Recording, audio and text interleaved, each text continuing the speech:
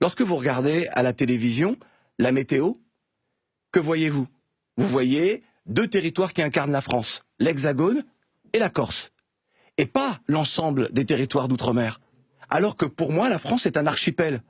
Et là, lorsque vous voyez ça, donc lorsque vous parlez de l'outre-mer, vous dites aux gens « oui, mais c'est la France ». Et donc la personne vous répond « mais oui, évidemment, c'est la France ». Donc on voit bien que même dans les imaginaires, la France est un territoire très clairement défini. L'Hexagone et la Corse. Le reste, ce sont des territoires effectivement d'outre-mer lointains. Et lorsque l'on est là-bas, lorsqu'on parle de la France, on parle de la métropole.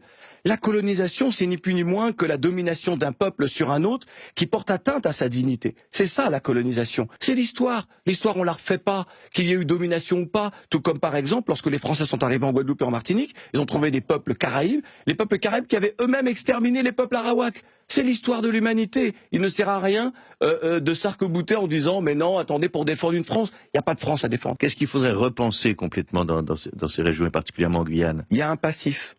Et le passif est très lourd. Et moi, je crois à... Il y a à la fois des générations sacrifiées, des gens qui, malheureusement, n'auront pas eu la vie qu'ils auraient pu avoir si la France s'était comportée autrement. Parce qu'il n'y a pas assez d'écoles, pas assez de débouchés. Parce qu'il n'y a pas assez d'écoles, pas assez de débouchés, pas assez de considération.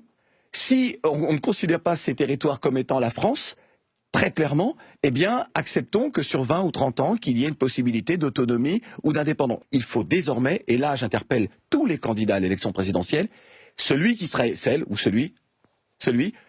ce serait bien qu'ils définissent enfin quelle est la France. Et ça peut s'entendre, à votre avis? Moi, ça m'a frappé, c'est que du jour au lendemain, tout à coup, les ministres voulaient pas y aller, attendaient que ça se calme. Et quand on s'est aperçu que c'était aussi grave ce mouvement, bon, allez, d'accord, on était au courant, pardon. Je trouve qu'il y a une chose de la part du gouvernement qui est très, très étrange. Alors, il y a à la fois une parole, j'ai envie de dire, entre guillemets, de vérité, mais comme le temps est à l'élection présidentielle, on se demande où est la sincérité dans le propos.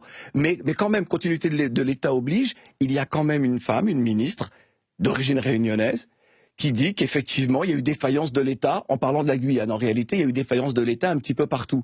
Alors moi, ça m'a beaucoup amusé et ça m'a beaucoup plu, puisque finalement, on reconnaît qu'il y a une vraie disparité.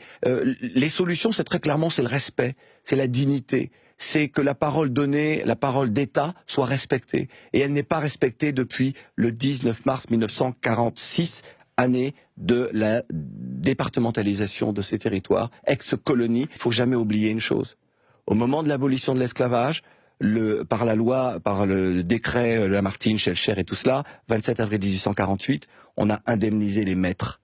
On a indemnisé les colons, on n'a pas indemnisé les familles, on n'a pas indemnisé les esclaves qui ont subi les fers de l'esclavage, la servitude. Et cette injustice-là, elle explique toutes les injustices, toutes celles que nous dénonçons aujourd'hui.